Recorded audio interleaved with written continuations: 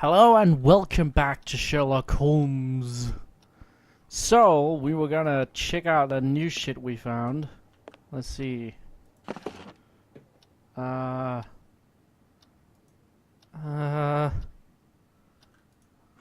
Very interesting. Yes? Piece of cloth found in service on the door lintel of a young Maori's room. It is definitely woven flax. The cloth was dyed, yet not in England. Without the slightest doubt, this material originated in India. India. Taking into account the height of the lintel, the only explanation that a large man with a turban made from this cloth crossed this threshold. However, there is no trace of such a man in the garden, which means he knew how to land in such a way as to leave no trace when he jumped, and that his shoes have a smooth, flat sole like Indian slippers. With the other evidence included, this man is undoubtedly Indian and arrived in England only recently.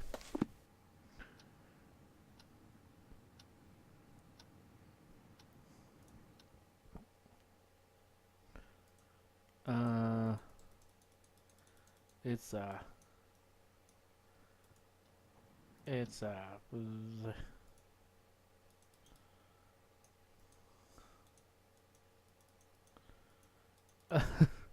what do I do? Let's look at the fish scale. According to this monograph, the fish scale appears to be from a perch, a saltwater fish with high commercial and culinary value.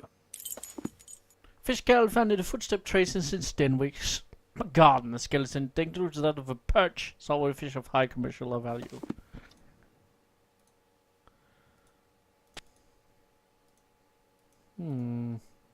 Nothing.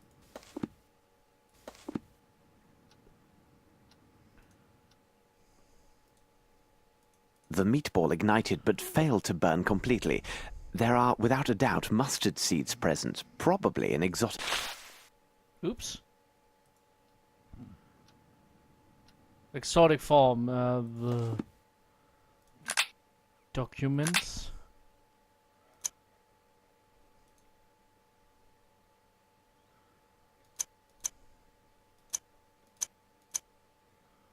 Fish scale.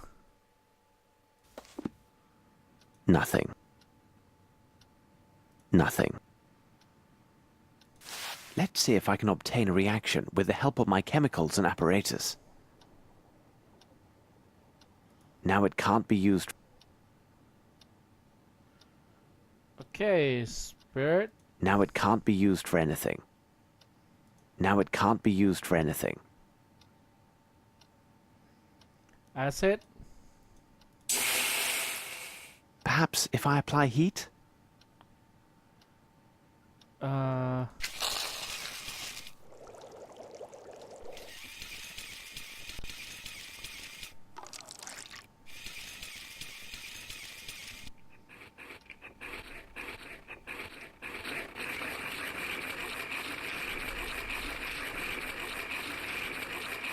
What is it doing? Is it stirring it?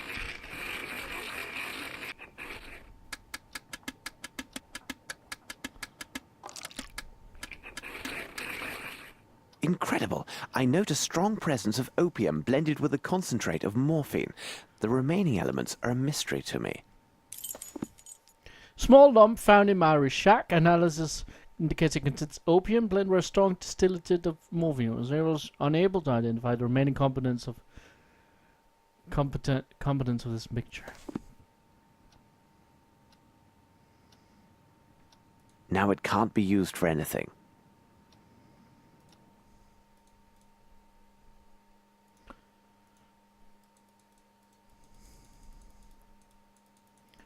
I feel like I should be able to cut this then. These rope fibers are... Rope fibers.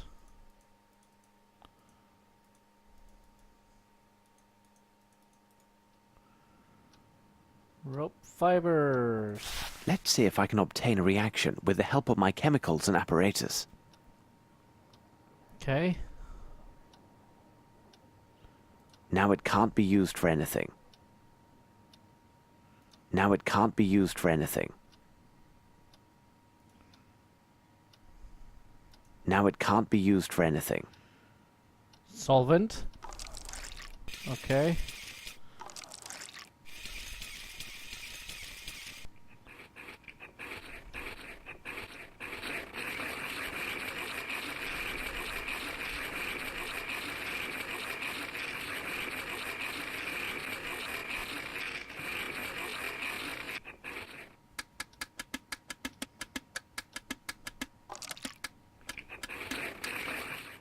This is evidently coal soot mixed with water, and given the absence of any salt particulates, it must be fresh water. Fibers found in the wall in Stenwick's garden identified as hemp, likely from rope. They were stained with traces of a black substance, undoubtedly coal soot mixed with water. Water is fresh, as found no presence of saline. I should look from the window and see where Watson is.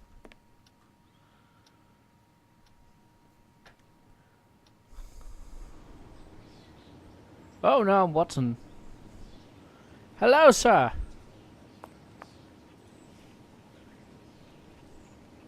There's a good lad. How does it go? Hello, sir.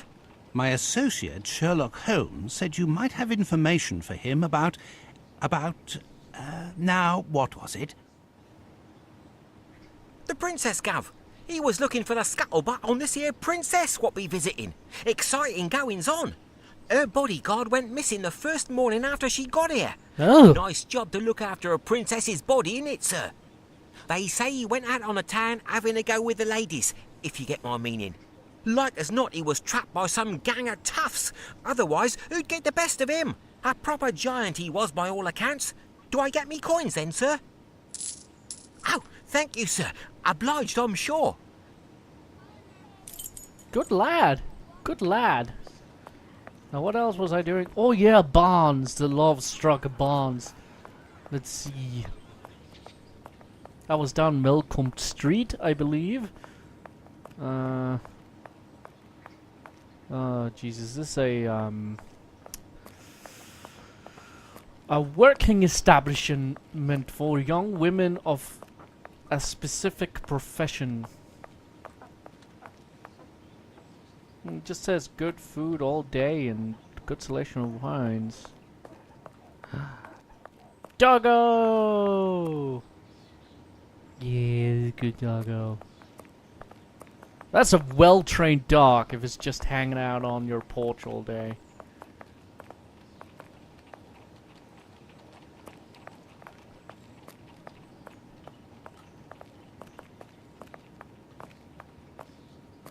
Yeah, he looks less than savory. This is steaming. Should it be steaming? Hello!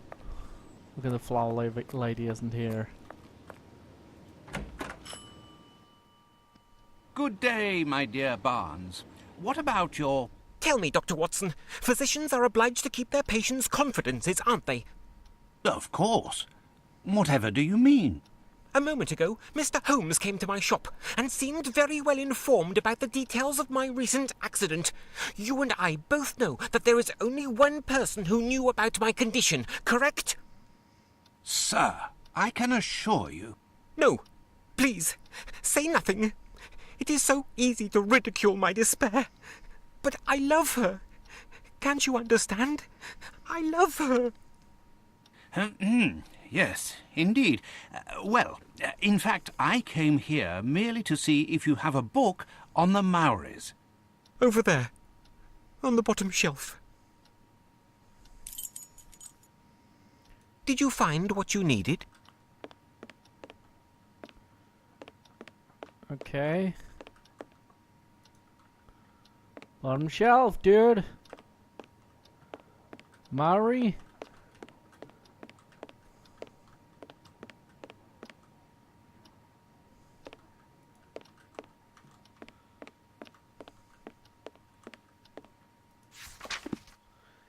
People at the Earth's End. It is important to realize that the Maoris create peculiar pictorial writings in the soil in order to express much more than simple artistic emotions.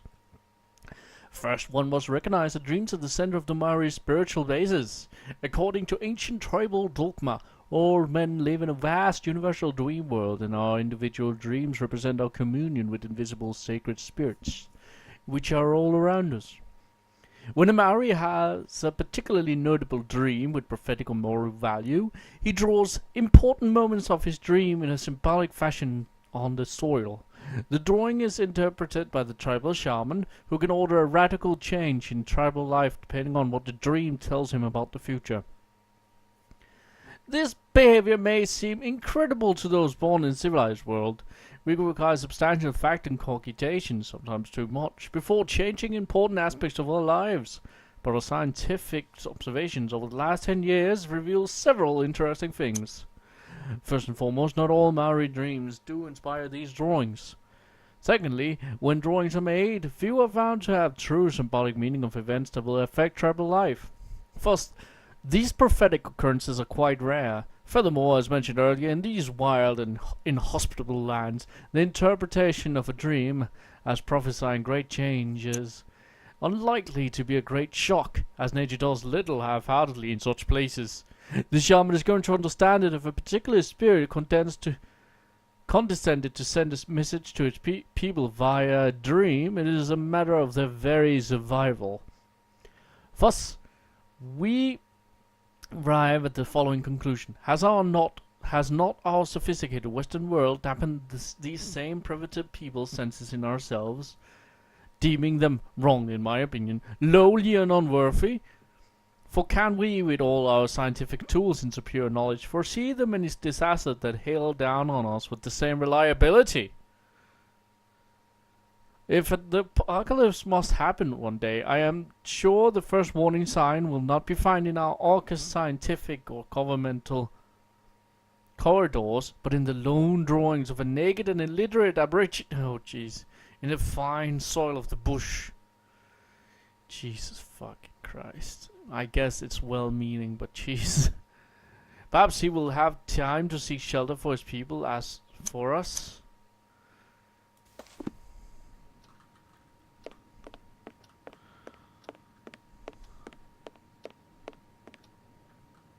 I will take it. Farewell, Barnes.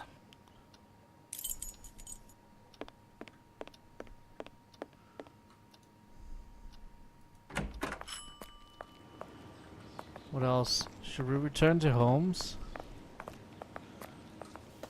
Let's check our dialogues.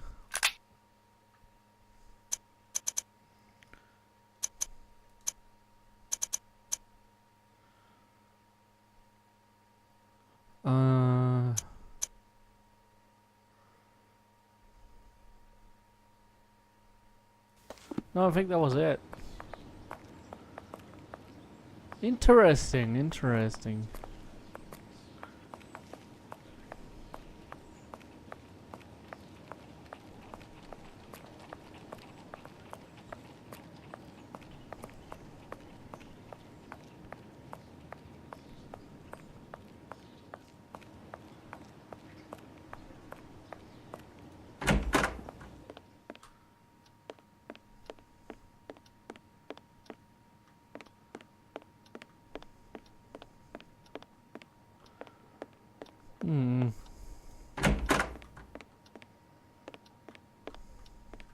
Can I close the door? Nope. Hey, it's our bedroom!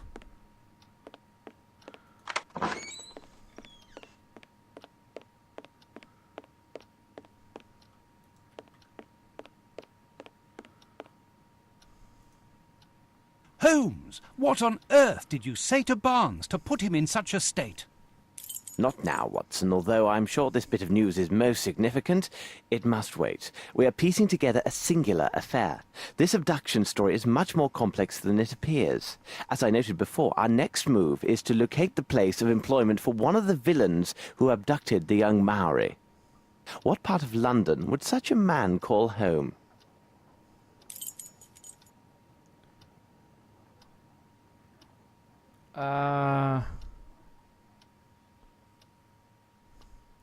Your intentions are good, my dear Watson, but you have missed everything of importance. I'm looking at the dialogue and I can't see a specific part of the town being mentioned. I feel like there's a document I should have looked at that I haven't found.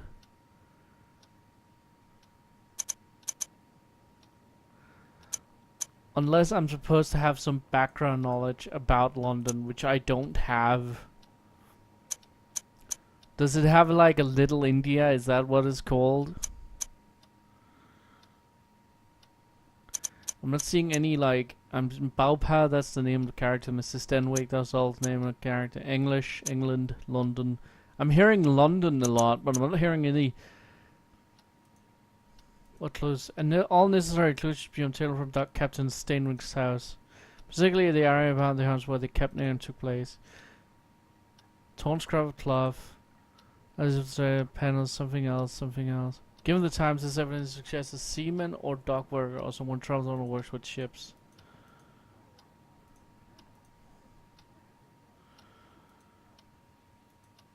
Wharf or dock. Okay.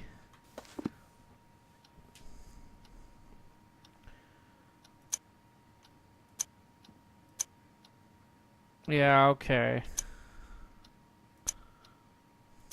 Yes, Watson, there is little room for doubt. Our man is a bargeman who works at the Thames River wharfs. He is more precisely employed to transport and handle fish brought in by various ships. Our next step is obvious. We must find a cab and make haste to the Thames, near the warehouses. So there is an in-game like strategy guide if you get completely stuck. I'll try not to use it too much. Because honestly, that's boring. But like in times like these where I just fucking stumped, I have no reason to go there. well, might as well fucking do it. Alright. I have no idea how long I just sat there staring at the fucking screen, trying different words. So let's go down and take a carriage to the wharf. Good day, Mr. Holmes.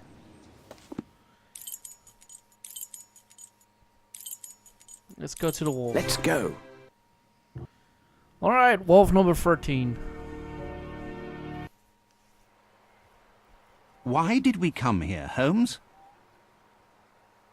Brr, it's rather sinister here, and so cold. Precisely, Watson. Ah, good. Here's a pub. We can warm ourselves inside. Excellent, Holmes. Alright.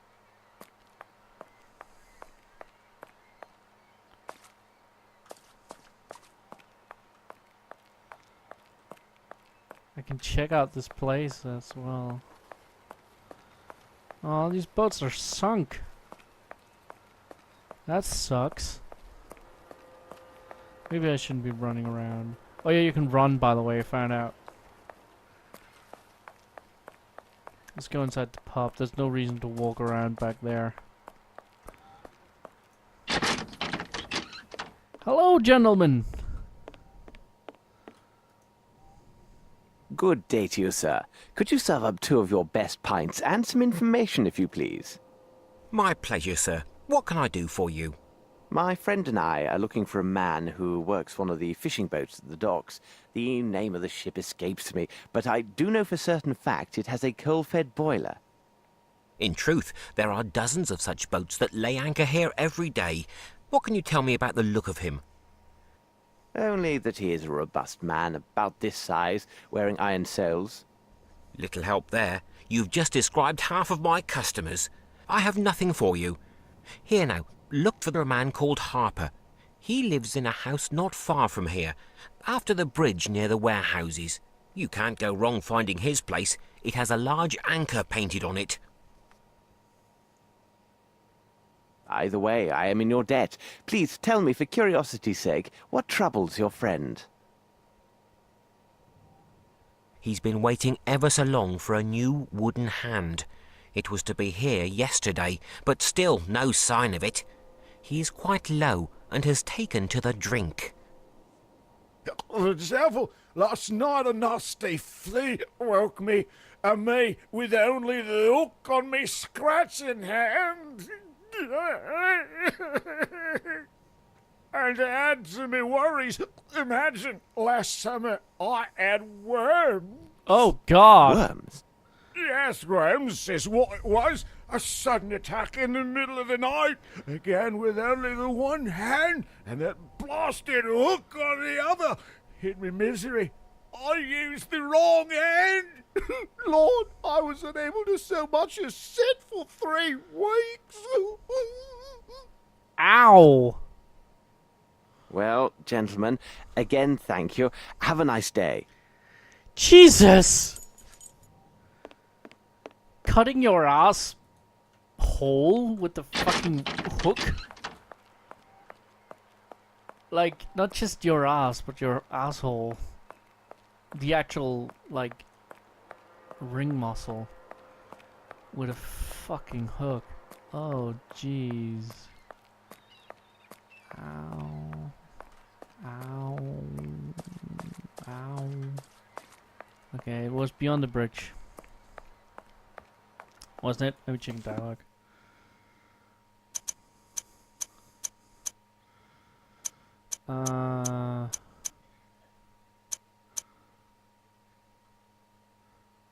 After the bridge near the warehouses.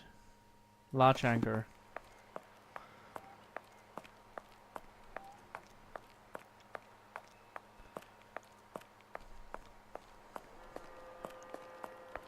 Should we save? We should save.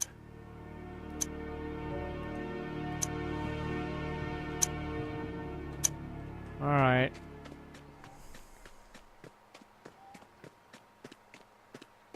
No one is here.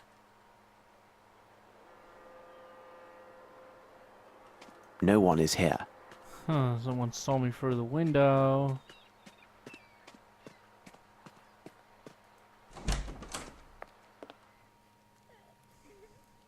Excuse me for disturbing you, but I'm looking for a man named Mr. Harper. Do you know him? He lives just opposite you. He gone. Boat. Boat. Watson, I know this accent. These people are Nepalese, and as luck would have it, I am familiar with this dialect. Nepalese? Holmes, are you sure? Aho Nitra. Chigong se Nitra. Nito. Tro. Bo Petro. Toro Mitro. Doka. This woman says her family has suffered a grave misfortune. This altar is for her son, a lad of 16, who disappeared just 1 week ago. Could he have run away to sea, or some other youthful adventure? Il koga bratsen, but presindra kum. Bo Petro. Toro Mitro. Ka. Waekta. Dorikoto. Nito. Tro. Petro. She said a man was seen in the area making inquiries about her son and their family. The man worked at the docks and had a silver eye. Yes, exactly. He was a vile man with one silver eye. Malinhe gas. Sundre brokat hado. Odaliga. Toro Mitro. Ka. Petro. Doka. Nito. Waektorikota. She also says her son's belongings are on this altar. She says we may examine them and take anything that might help find her son. But what does this have to do with Captain Stenick's servant? Well, didn't he say there was a number of reports? This is not Nepali. It looks like silver, but judging by the weight, it's a fake.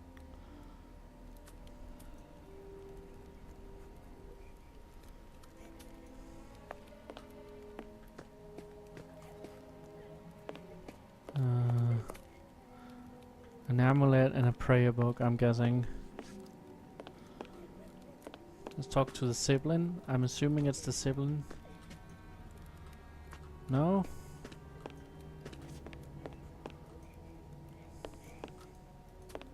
Petro. Hidoka.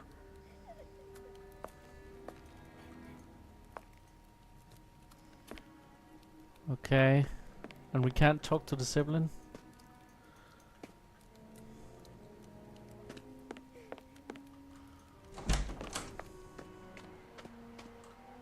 Ooh. This old rope seems intact. No trace of soot present. What are you doing, Watson? Jeez.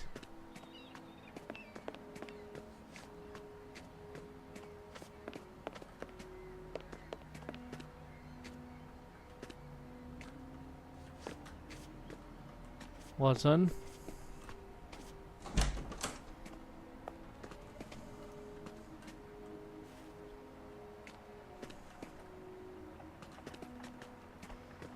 Ah!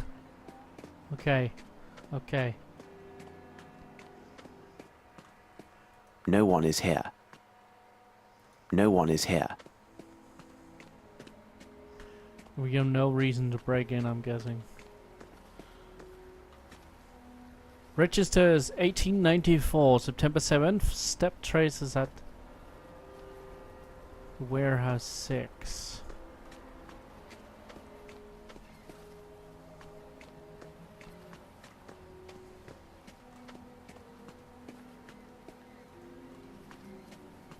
Okay.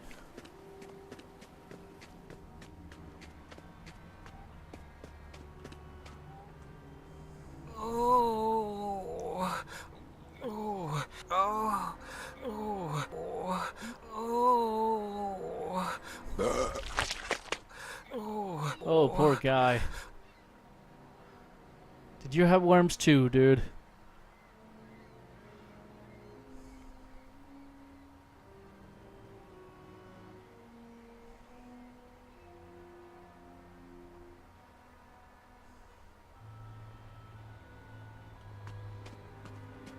Okay, hi. Watson, it appears this young man is ill. Be a good man and see how serious it is. Here now, my young man. Let's have a look at you. Oh, Holmes. This man isn't ill. He's drunk. He fairly reeks of alcohol. Oh, it's not my fault. I swear it. Oh, my head. Oh.